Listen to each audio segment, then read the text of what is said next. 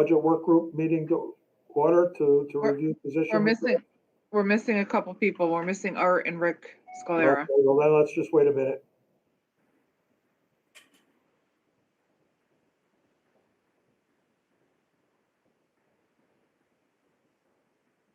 I believe that's Art. Yes, it is. Can you hear me? Yep. Okay, good.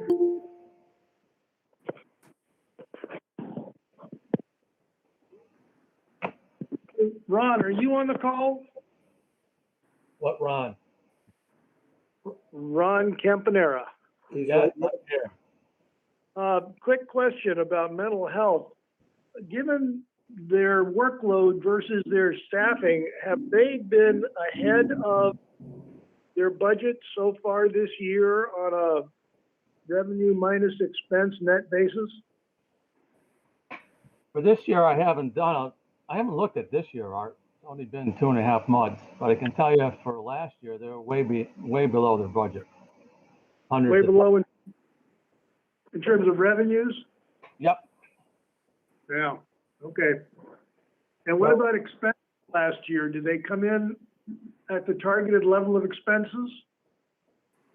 Yeah, all the departments were low on expenses because of the 13-day furlough. So all the departments were below on expenses when it comes to salaries.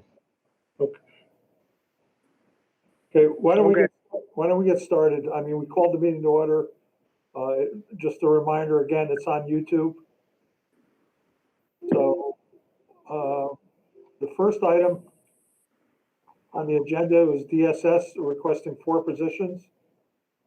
Bob, are you on?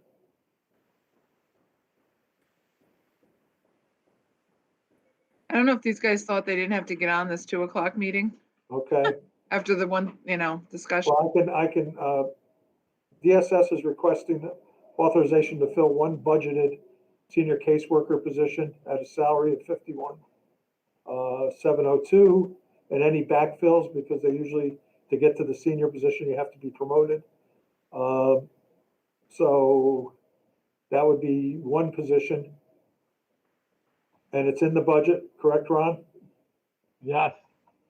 So we're at it, it's at the baseline, so they're not going above the baseline. So I would entertain a motion. I'll make a motion. Motion, Jim Duggy. I'll second it. Second, Ron Knott. Discussion? All in favor? Aye. Opposed? Aye. Carried. The next is authorization to fill 1 child support specialist, 12A, base salary 45,158, and any backfills. It's due to employee transfer to another Columbia County agency. Again, it's at the baseline. So we're not going to really increase anything with this We're one. not increasing the, actually, we may save a little bit Of course it is. at the back end because of the 15% less and not having to deal with raises. Right. So I would entertain a motion. I'll make a motion. Motion, Jim Guzzi. Seconded.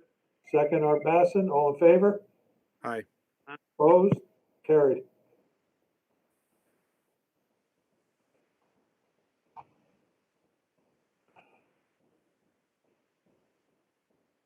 Next is authorization to fill 1 budgeted caseworker position, salary 55,259, and any backfills that may occur. This was due to an employee resignation. Again, budgeted and at the baseline. I'll move it. I'll Move. second it. Ron Knott, second, Jim Guzzi. All in favor? Aye. Opposed? Carried. Finally, DSS is request authorization to fill 1 budgeted keyboard specialist position, grade 10C, base salary 33,408, and any backfills created therefrom. And it's due to a resignation. I'll move that. Jim Guzzi, second. Second. Ron Knott, all in favor?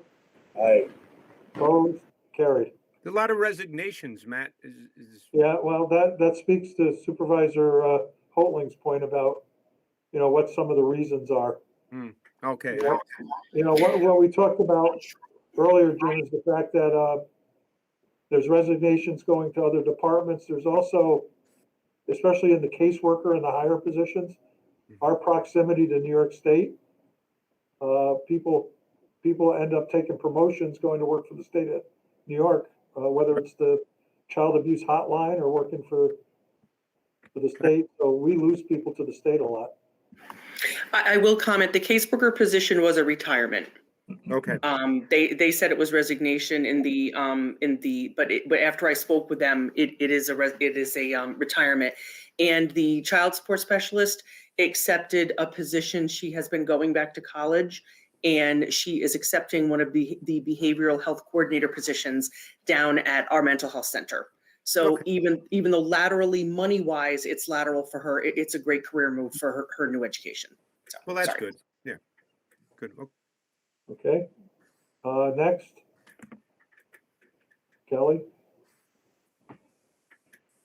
All right, next is the sheriff. There we are. The first one is your corrections officer position. Okay, I'm requesting permission to fill a vacant and budgeted correction officer position due to one of the officers moving to become a deputy sheriff. I'll move that. I'll Ron second. Knott. Second. I'll second. Second, Jim Duggan. All in favor? Aye. Opposed? Carried. Okay, Sheriff, next one. The second one is to fill a soon-to-be vacant and budgeted undersheriff's position with any backfills that may result from the appointment. Okay. As everyone knows, John Davy is retired.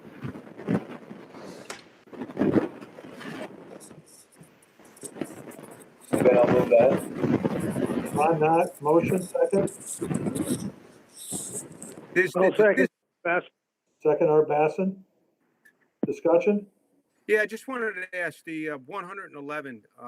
Is this the new amount of money that we're going to be paying the base salary to this position, or did this come down from the original? No, that's what he gets paid. Everything works off of a deputy sheriff's base salary. Okay. So like the sergeants are so many percentage points above a deputy, lieutenants above that, captains above that, undersheriffs above that. That I got. I just didn't know if this was a longevity or not, or something added to that, or that's what I was asking. I think longevity's taken out of it. Okay. Supervisor Guzzi, you and I asked this. I asked all those questions at the prior meeting. We're like twinsies here. I'm sorry to hold you guys up with this. I didn't make the Good questions. No, most of this is based on the sheriff's contract, Jim. Okay. Okay. So I'll second it. All right, all in favor? Aye. Carried. Thank you, everybody. Thanks, Sheriff. Yes. I'm gonna turn this back over to Ron Knott again. Yeah, solid waste has a part-time budgeted position that has a resignation, and we need to fill that to meet our minimum staff. I'll move that. I'll second it. We have a motion and a second. Discussion? All in favor? Aye. Opposed? Carried.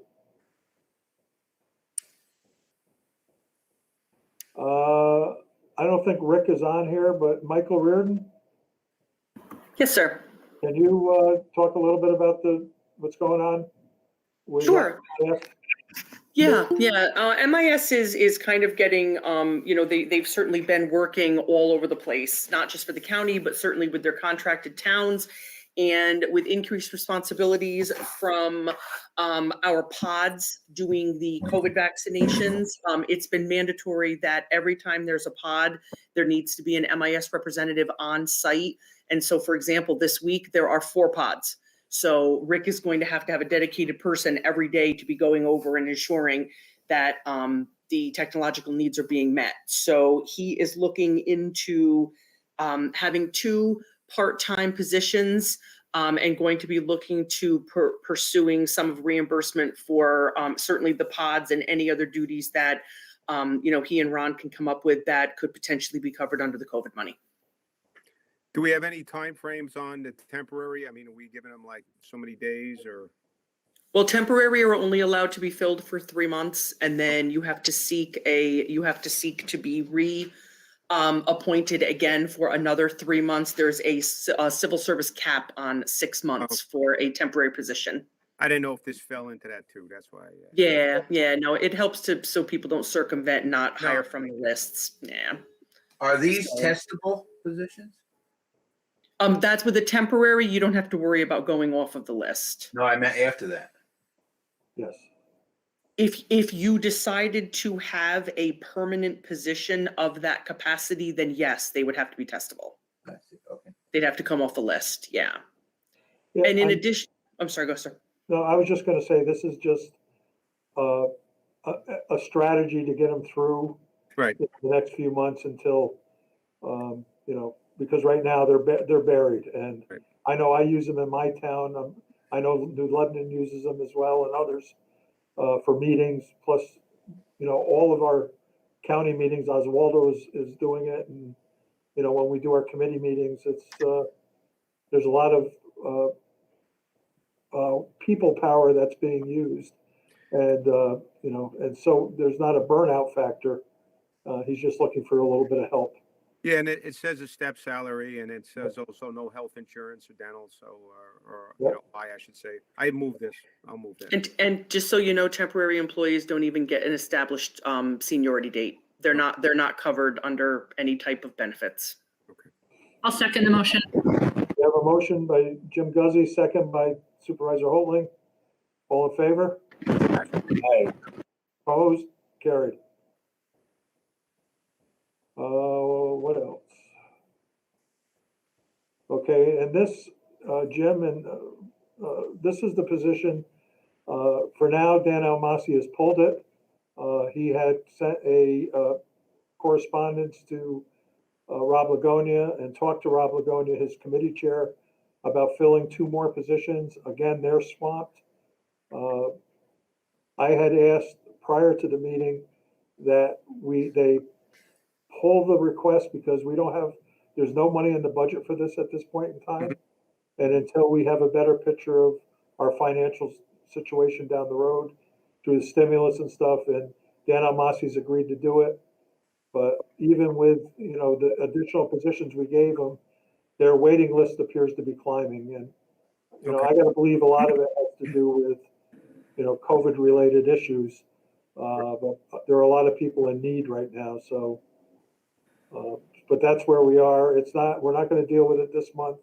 They may be coming back next month to talk to us if we have a better picture financially of what's going on. Okay. And my point to Rob Lagonia and to Dan is that, if we're going to have to amend the budget to deal with the stimulus money, let's do it once. Let's not do it Right. repeatedly. Yeah, we can get a better handle on where we are then. Yep. So we don't have to do anything with this one, but it's just sort of, this is going to be coming down the road. Okay. Kelly, is there anything else?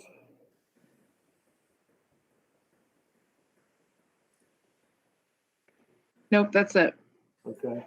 Any questions from the committee? All right. I'll entertain a motion to adjourn. So moved. With Blair, I can always depend on him to adjourn. Absolutely. And second, Supervisor Holman?